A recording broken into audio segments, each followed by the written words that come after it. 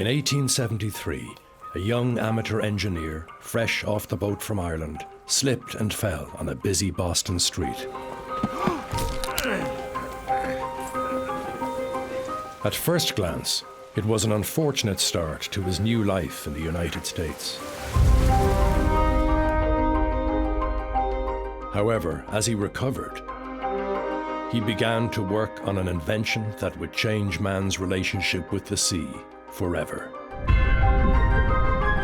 In 1880, the idea of building a craft that could go underwater for extended periods of time must have seemed crazy. He had a dream, he had a vision, and as each success got bigger and better, so did his dreams. John Holland has a place front and center in the history of submarines. He started it all. Like his invention, Holland's story has been hidden from view. It is time to dive deep into the depths of history and discover the truth of his remarkable story. John Holland's idea and his design established the United States Navy submarine force. A story of Irish revolutionaries, British spies, and war profiteers. But above all, a story of the forgotten genius, John Philip Holland, who spent years of his life in pursuit of the impossible dream.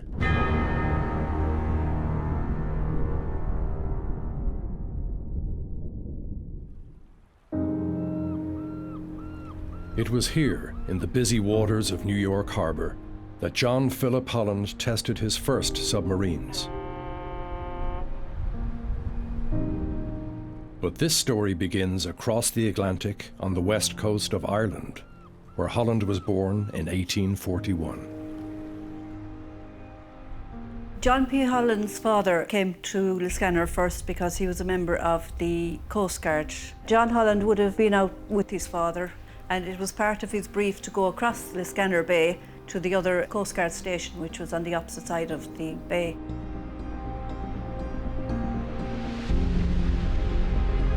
It's full of folklore and full of stories. And there was also this wonderful story about the hidden village at the mouth of the bay. It was called Kilshtefin. It is believed that this hidden village is still at the mouth of the bay. And I could imagine young Holland being really taken by this as his dad told him the story when they crossed the bay. I think since he was a young boy, he was always very inquisitive, and it probably put it into his head that, wow, maybe there is a world under the water, and this idea of Atlantis.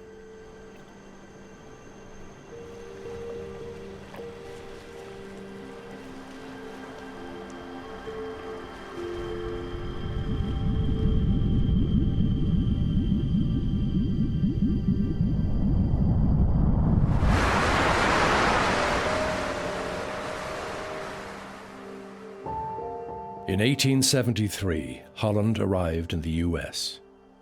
He was 32 years of age, and until that point, he had lived a difficult life.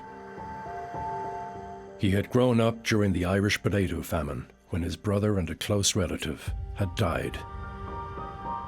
While still a young boy, Holland lost his father, and he dreamed one day of following in his father's footsteps and earning his living upon the sea. He was lucky enough to have studied navigation in the CBS in Ennistimon. As a consequence, he went forward to do the navigation exam. But after passing the exam, the written work, he failed the medical due to his poor eyesight. But even though he was short-sighted, I really think that in his brain, in his mind and in his intellect, he was so far-sighted.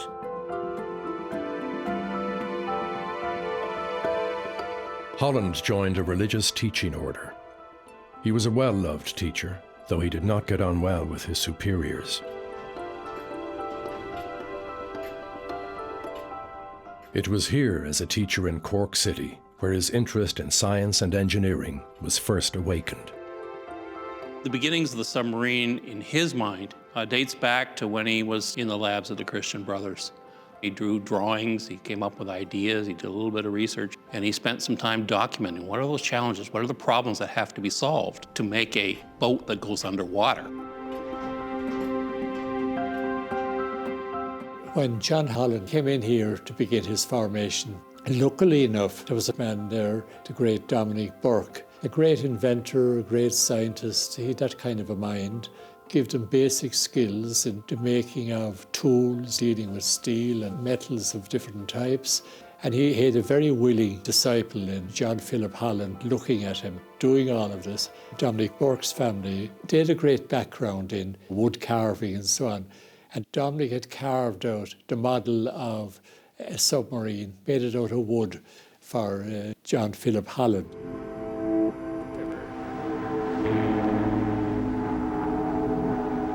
With no way of seeing his designs realized, they remained locked in his head for several years.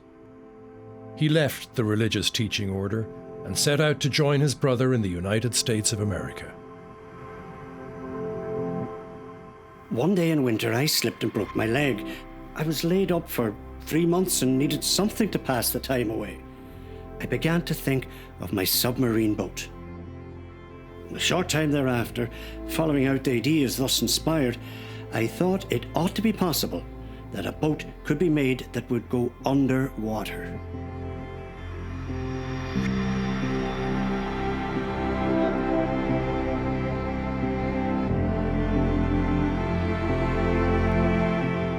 Certain problems were more complex, certain problems were simpler than he realized. His original designs were pedal-powered. He had the man in a diver's suit with an extensive apparatus to refresh the air and keep it clean.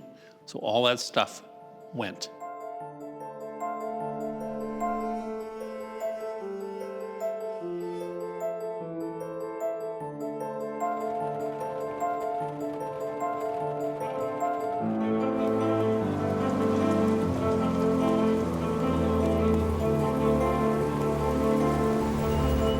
With the fire of his curiosity rekindled, Holland knew that to succeed, he would need access to the latest in technology.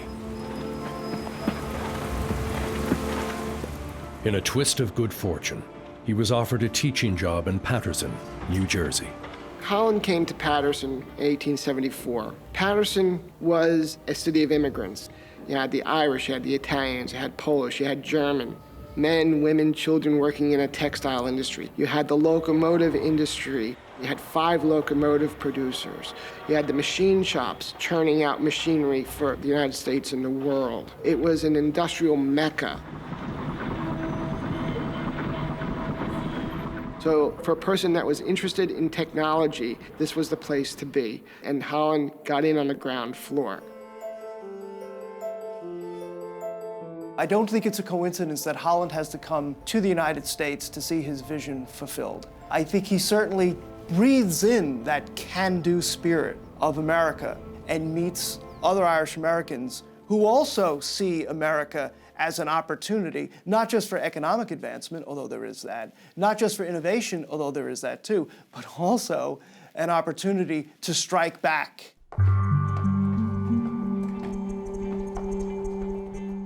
The Fenians were a group of Irish revolutionaries who used the United States as a safe haven from which they could attack Britain. Holland's involvement with the Fenians occurs at a critical time in the Irish American nationalist movement. You have these huge personalities, John Devoy and Jeremiah O'Donovan Rossa. So there's a fund being advertised in the Irish press called the Skirmishing Fund. It's the invention of Jeremiah O'Donovan Rossa, and every week he's announcing that he's going to bring death and destruction to London, so please send your pennies and your dollars, and people do. His brother Michael, his younger brother Michael, was thought to be a member of the Fenians.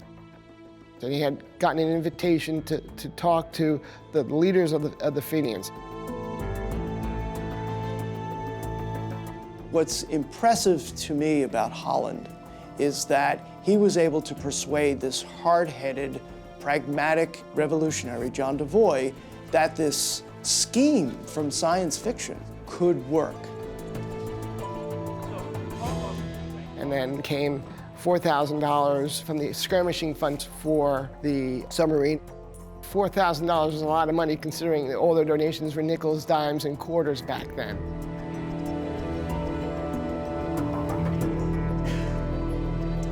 I think it's pretty clear that John Devoy had plans to use the submarine as a weapon of destruction against British shipping outside of the United States. So some of these tens of thousands of dollars that O'Donovan and Rossa had helped to begin to raise, that money is not in fact going to send bombers over to London. It's in fact going to John Holland, who has an idea to build a submarine.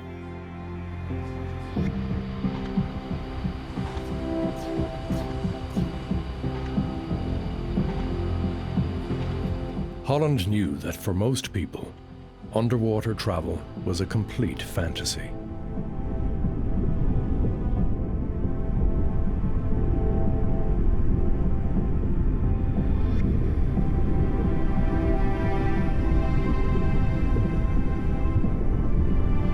He knew that until then, every single attempt to build a submarine had ended in disaster.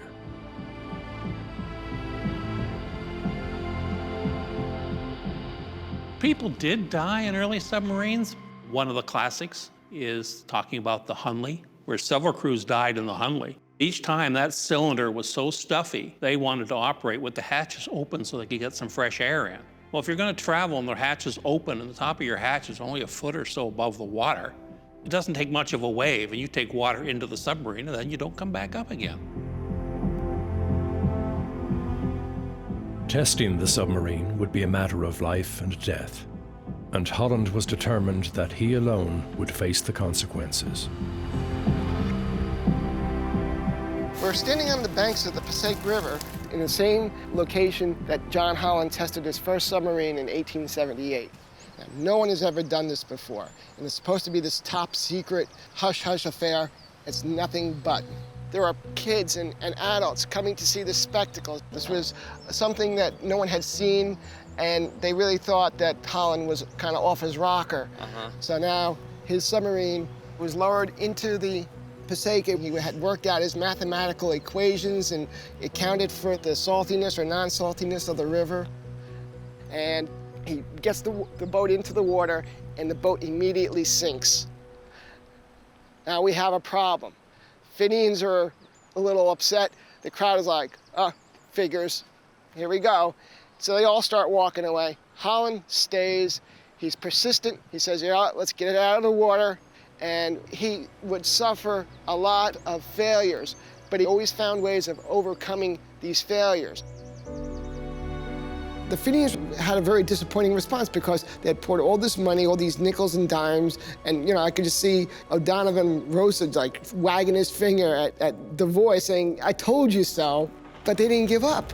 And Devoy knew Holland's grit and his determination. He took it out of the Passaic River, raised it, dried it out, figured out that there were a couple of badly riveted rivets, and tried it again.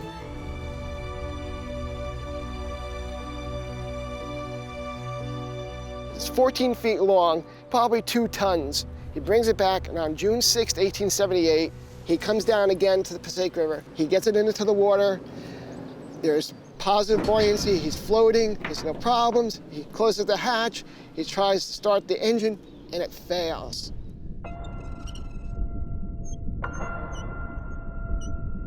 And again, he's not deterred. He hooks up a steam engine on shore. He submerges. There's bubbles. Now you can't see the submarine at all. And he's gone 5 minutes down south on the river here. No one sees him. Everybody assumes he's goner. The submarine is now being talked about as Holland's coffin. And everybody's thinking, all right, the guy's done for. Crazy professor is over. When we look at the Holland 1, it is a very small boat. He cannot see what he's doing inside. He cannot move around. And if he doesn't come up quickly, people on the shore began to panic. They figured he was a goner.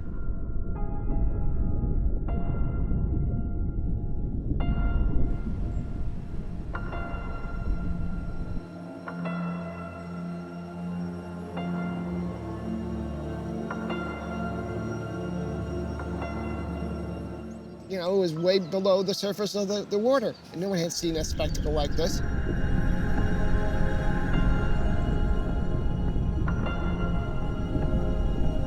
"400 yards later, craft comes up from out of the water, the hatch pops, Holland emerges, and the crowd goes wild. The crowd went wild. The Fenians were ecstatic. You know, Holland proved his principles of submarining would work.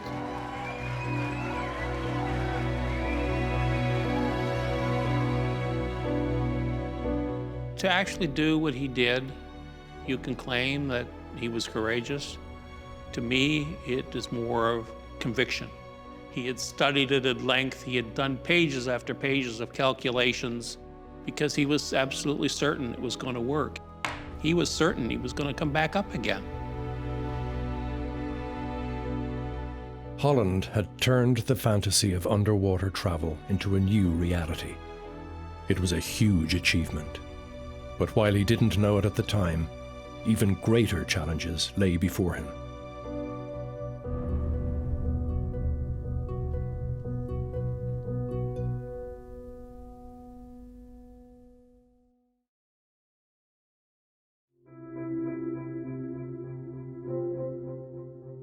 With the Holland 1, John Philip Holland proved his worth as a talented inventor and engineer. The submarine survives to this day in the Patterson Museum, New Jersey. This was the first of a series of 6 submarines designed and built by John Holland. It's very basic. It's about 16 feet long, 3 feet wide, 2.5 feet tall. Inside we had the engine, we had the pilot, John Holland, and a number of gauges and pumps. You could just barely get a man in there with the engine that's sitting inside this. The engine is part of the center compartment through here, takes up most of the center compartment. The man would have to lie down, reclined here with his feet going forward in order to balance the weight of the engine in the aft end. Like most submarines, the good stuff is inside. About all we can see on the outside are these, which we call today dive planes. They called them horizontal rudders back then because they hadn't invented the term. To submerge, tanks that were located in the forward end and the aft end had to be pumped out. He had a hand pump for that purpose. And there would be a small amount of reserve buoyancy left over, and he would then drive the submarine under with the planes. Should anything happen and he'd lose motive power, the submarine would float back to the surface. At least that was the idea.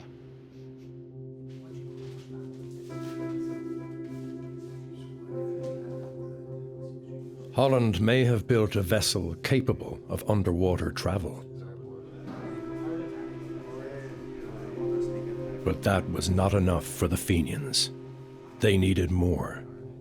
They needed a weapon of war.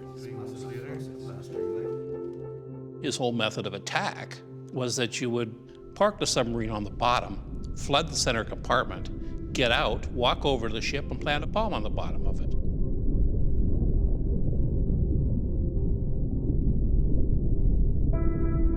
He would then go back to the submarine, pump out the center compartment, and make his escape. Well, the first thing that happened is he went out in a submarine, he went underwater and realized he couldn't see a darn thing. How was he ever going to find the ship? Obviously, that plan wouldn't work. Holland learned from his mistakes on the Holland 1, and he ruthlessly set about redesigning his next vessel. Everything was changed. It must be perfectly watertight and strong enough to resist the collapsing pressure. Sufficient air must be provided to afford an unstinted supply. Past experience has shown that at least 8% of the volume of the boat must be outside. Buoyancy must be reduced before the boat can sink. Must be done either by emitting water equal in volume to the emerged body of the vessel. He was determined that this vessel, the Holland 2, would be the benchmark for every future submarine. The single most important thing was he seemed to be the first one to recognize the importance of a fixed center of gravity. The water sloshing around in tanks had doomed numerous submarines before his, but he realized that couldn't be allowed to move, so his tanks were kept completely full or completely empty, so the center of gravity didn't move. And this is what allowed him to dive by tipping the submarine up or down. So that is the key one, because it allowed the porpoise, what they called porpoising, to dive.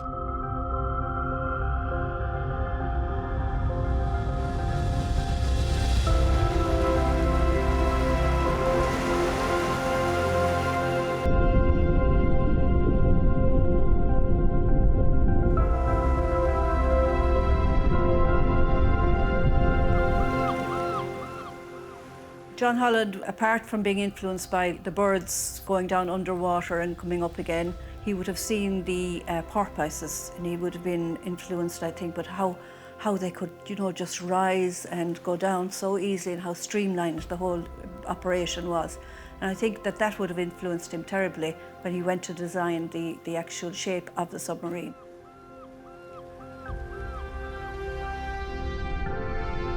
And we actually know from his writings in later life that the actual shape of the porpoise was a huge influence on how he was going to shape his submarines.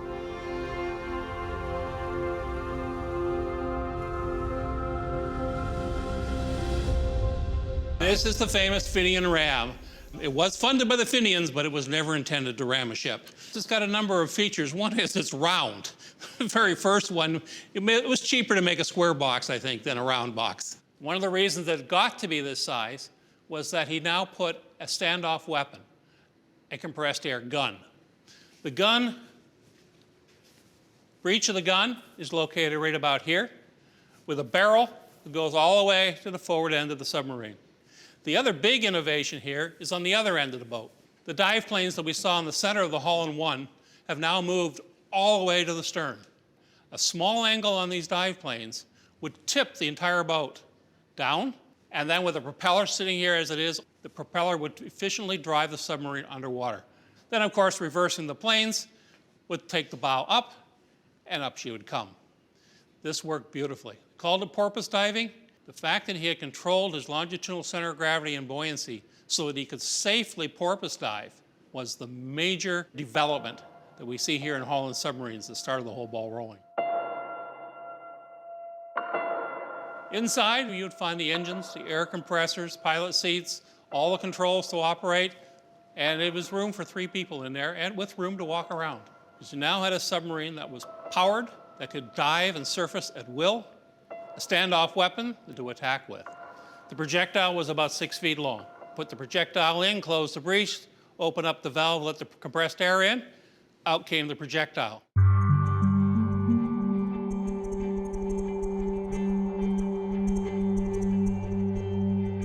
In 20,000 Leagues Under the Sea, Jules Verne gave his Nautilus the power to fire a torpedo and sink any ship at will.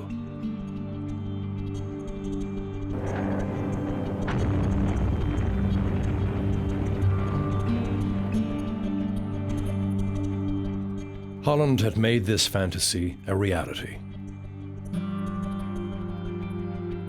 Well, almost. He now had to test this weapon on the busy New York waters.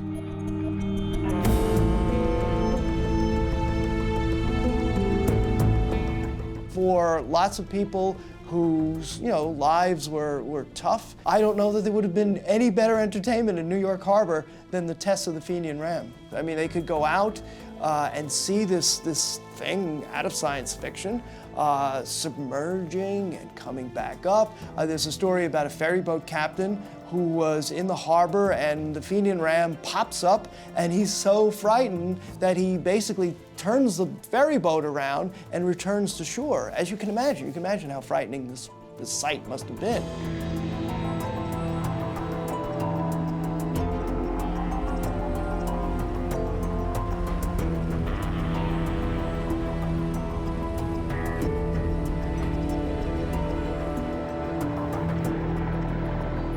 The Fenian Ram is fitted with a pneumatic gun that would fire a 6-foot-long projectile. The problem was, the first time they fired it, it buried itself in the mud, and they never found it. The second time, they hit a piling on a dock and scared the living daylights out of a fisherman that was on the other side.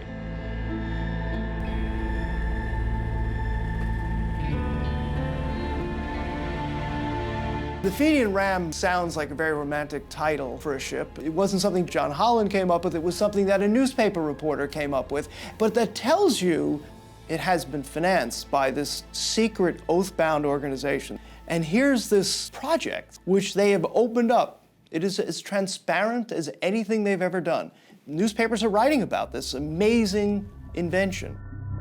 An alleged Fenian torpedo ram. It could blow up any ship that floats.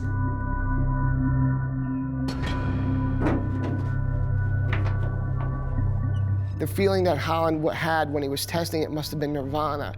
I mean, to take this vessel that he created, designed, and helped build, and know that it could navigate and do the things that he always said it could, must have been exalting. One of the things that I think Devoy probably was very proud of is that he was showing off Irish ingenuity. You know, he saw this not just as a weapon of war, although that was its main purpose, but he also saw this as a remarkable achievement for Ireland. The British sat up and began to pay attention. To their horror, they learned that the Fenian Ram was not some media invention, but a very real threat. An undetectable, deadly vessel that could end their domination of the seas forever. The British, they're watching these experiments taking place in the open. British diplomats in London write to Washington and say this torpedo ship, as they call it, is capable of fantastic power. And they don't mean that as a compliment. That is a sign of their fear. So they're very concerned. They're looking at it as a weapon of war that is meant for them.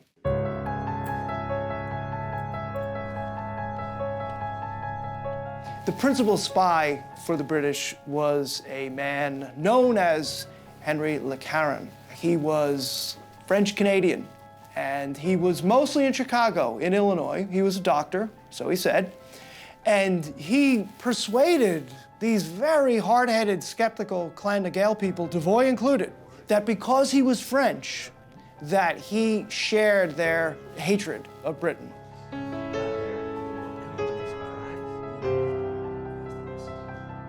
The real weak point was the money. So Devoy had converted the skirmishing fund from this treasury designed to bring war to London to fund the submarine experiments.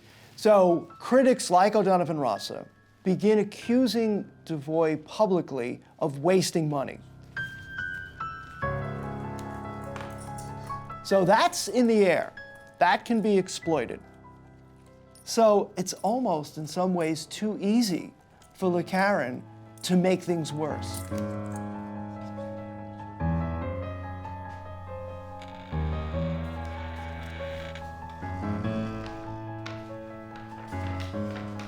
Le Caron was known as the Prince of Spies. His British masters gave him orders to destroy relations between Holland and his financial supporters, the Fenians. This wild scheme had to do with the manufacture of a submarine torpedo boat with which it was intended to inflict terrible damage on the British Navy underwater. Holland still wanted to continue his invention and his discovery and an expansion of his ideas, because now he went from the 1 to Fenian Ram, boat number 2, to 3, and now he's like on a roll. And he's still in this process of discovery. And the Fenians are like, stop, this is it, this is perfect. We now have the weapon that we need to rid ourselves of the British Navy and get our Irish independence. In Canada, a politician and a former Irish revolutionary named Terence D'Arcy McGee was murdered at around this time. Some years later, a doctor in Chicago was killed in a feud. So in the middle of all of this faction fighting, in the middle of all of this division, in the middle of all this violence is John Holland, who, whatever his political goals may have been, we know that he had one important goal, which was to get his vision, to get his invention funded and operating. I don't think he wanted to be caught in the middle between the Chicago wing of Clan na Gael and the New York wing, between O'Donovan Rossa and Devoy. This was not in the plan. I think as he looked at the level of violent language, he may have thought, if I make a bad decision here, my life could be in danger. As it turned out, It wasn't only Holland's life that was in danger. His life's work was, too.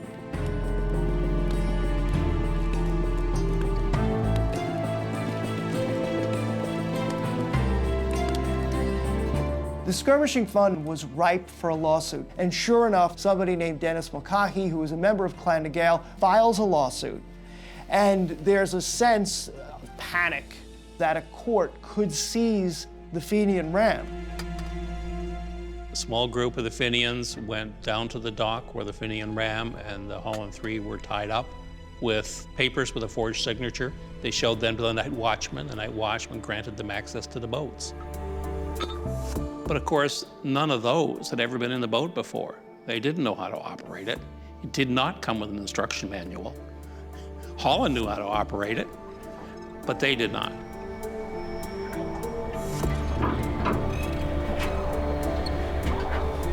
Now, the problem that they had was the conning tower on boat number 3 was not on securely.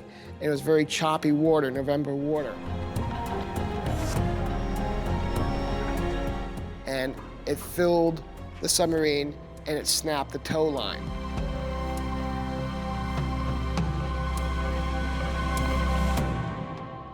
The Holland III sank off the Whitestone Bridge somewhere and has not been recovered.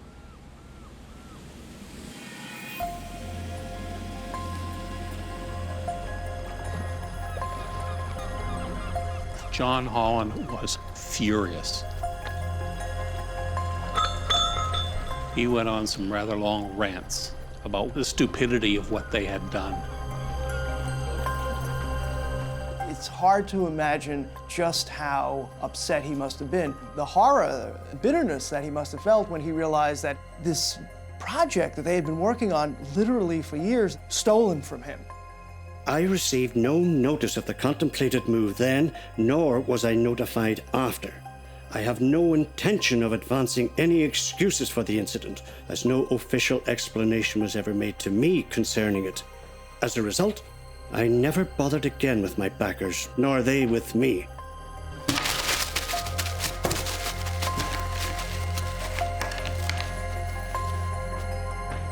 I let her rot in their hands. Saddled with debt and unpaid bills, Holland had no way to raise the money to build another submarine from scratch. His dream now lay in shreds.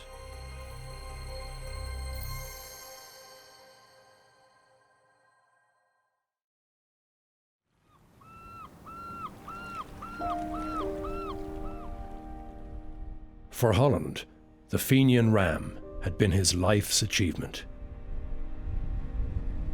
But now, with his submarine stolen, he had no way of showing the world what he had created.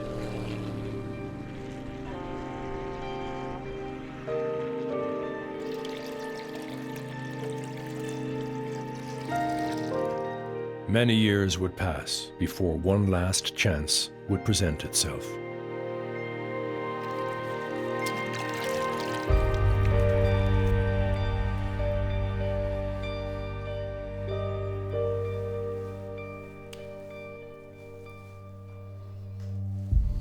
His sweetheart was Margaret Foley. They get married and they're having a family, and finances really do matter to him because he's got a family to feed. He now takes a job as a draftsman for the Charles Cumming Dredging Company, and he's designing buckets. So he's got steady work now. The United States Navy, a general description embodying the scheme of a proposed submarine boat. The most desirable qualities to possess by such a vessel while approaching a hostile ship on the way are speed, certainty of direction, invisibility, and safety from the enemy's fire. In the time that Holland was really productive, you're talking 1870s into 1900, submarines were actually sold or marketed to the Navy as a coastal defense system or a harbor defense system. Because remember, we are a trading nation, and the major cities in the United States were on the East Coast. And if you have a submarine that is unknown to attacking fleet where it might be, and that would be a great asset for the United States.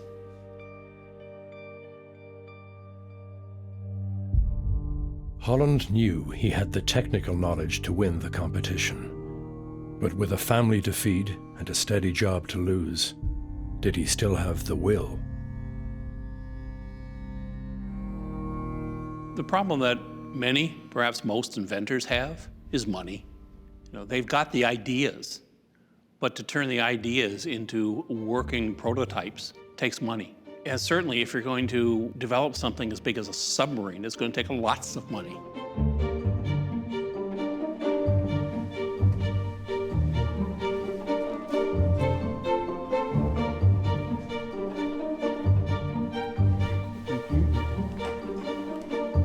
He ran out of money and needed investors, and two individuals came along. One was a man named Isaac Rice, and the other one is Elihu Frost. Frost was an investor. Rice was a successful businessman. They were in business to sell things, and one of them was a Holland submarine to the U.S. Navy. In one sense, it was great because now Holland had money to finally produce and complete the boat in a proper shipyard with guys who were used to building things over periods of years. So you had a superintendent shipbuilding, you had metal workers. They were used to building iron and steel type of boats, which were a great benefit to Holland.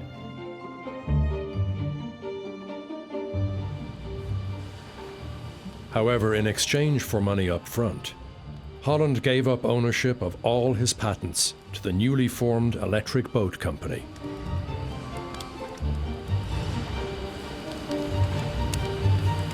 He had more pressing issues to deal with. For although he had won the US Navy competition, he suddenly came under huge pressure to change the fundamentals of his design. The trouble with submarine boats is that naval officers do not want them. They have no quarterdeck to strut upon or rooms to have balls in. They are intended not for pleasure, but for business. We shall know in a few weeks whether our government buys our boat and orders more. There were very powerful people within the Navy. Calling him a crank, somebody whose only background was a school teacher, could actually come up with something that worked when they hadn't. The Navy forced Holland to install a steam engine because this was how they powered their other ships.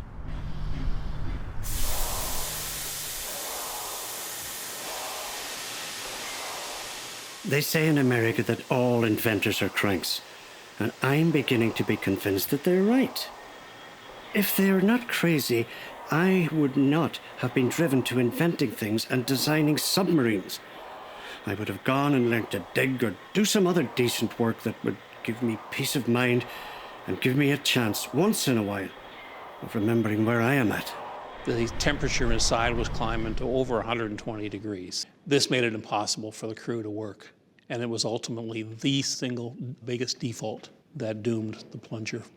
Holland had foreseen that problem. He had insisted on putting insulation in around that boiler, but the Navy refused to do so because it wasn't their standard practice. Holland could not persuade the Navy to change their mind. Nor was he prepared to sit back and just wait for their ideas to fail of their own accord. Bold action was called for. Holland knew about halfway through the venture with the plunger that it was not going to work.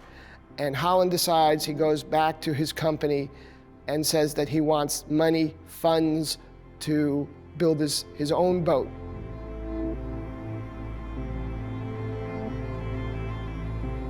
It was a huge risk with no guarantees of success.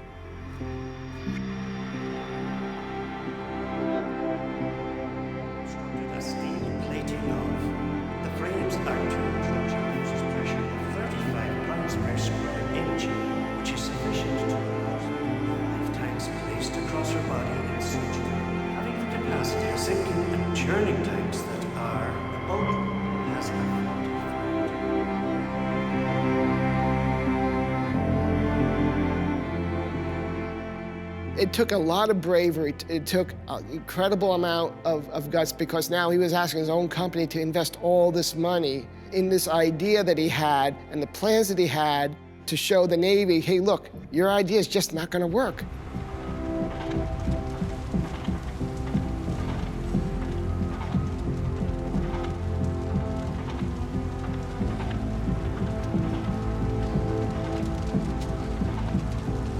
There's some significant changes between the Holland 6 and anything else that Holland had designed previously.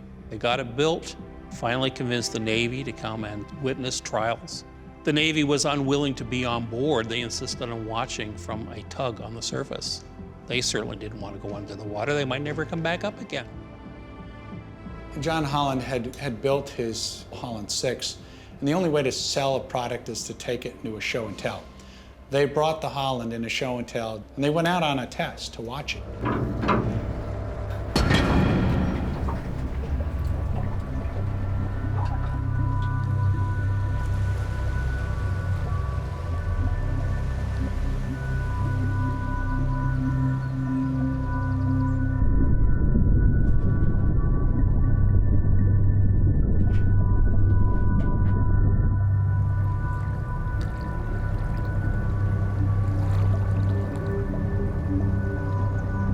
You know, the competition that John Holland got involved with was up against people that were entrenched in steam, ironclad ships, fully iron and steel-made ships with big guns on the top.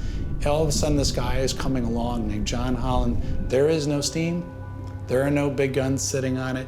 In fact, there's no deck to walk upon.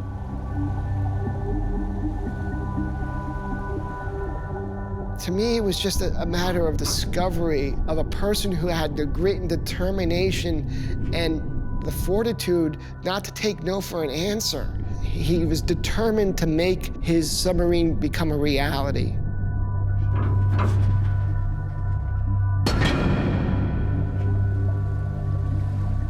The 6 boat was the crowning jewel, and the 6 did everything that a modern submarine could ever do, and it's an unqualified success.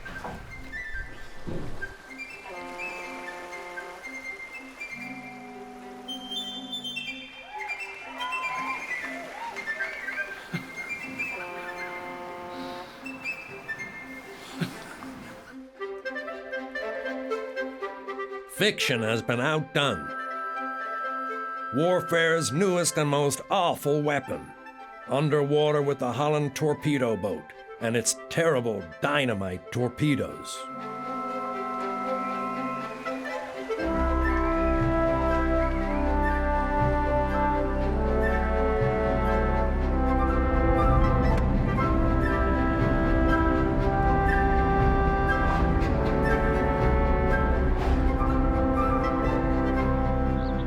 John Holland's idea and his design established the United States Navy submarine force. To this day, Holland is revered by the United States Navy. They consider him the father of the modern submarine. This is the ship's stern plate, cast in solid piece of bronze, the only piece that exists from the boat to this day. The boat was cut up, Bronx, New York in the 1930s and sold for scrap.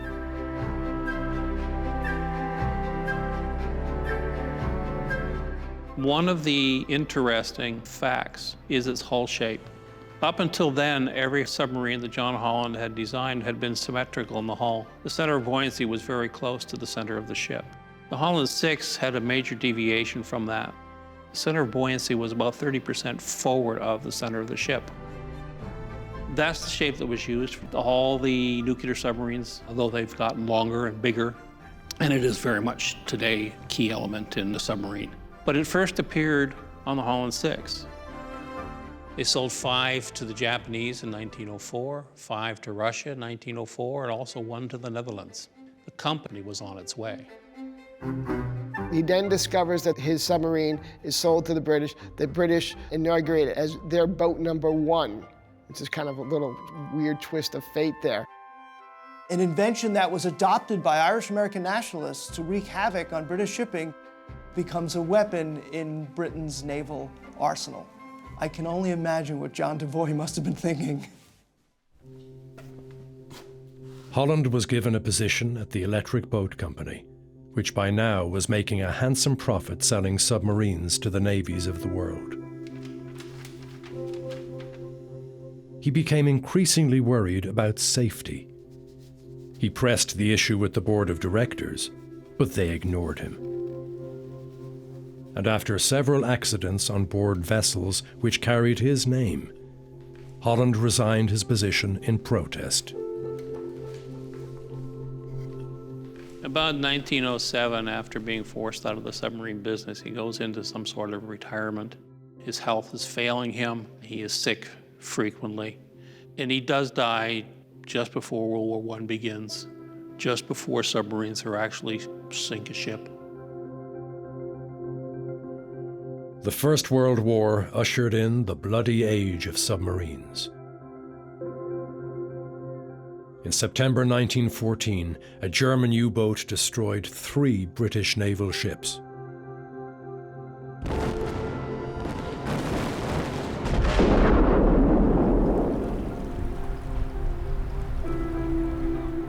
The following year, there was another attack off the Cork coast, just 30 miles from the spot where Holland had first conceived of his submarine many years before. John Holland would have probably been appalled at the sinking of the Lusitania by submarine, by torpedo. It was a great loss of life.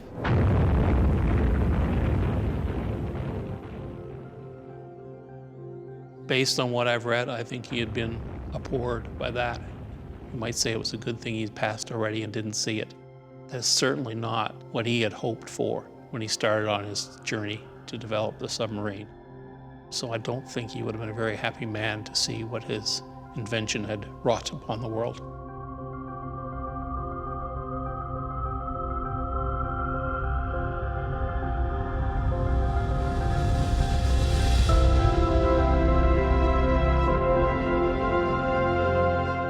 He certainly thought that submarines were going to end naval warfare.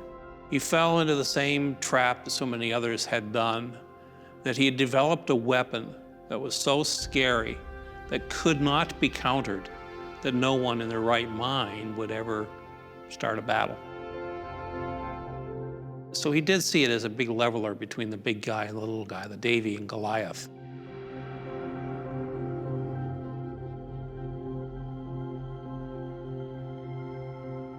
When you think about the train of events here, we have this visionary Irish immigrant, John Holland, who has an idea to build a submarine. It's financed by the Irish-American nationalist movement, and it works. It's the first working submarine. It's not an exaggeration to say that the modern submarine that we know today is an outgrowth of the Irish-American nationalist movement. Above all, it was his grit. He was determined to make his submarine become a reality.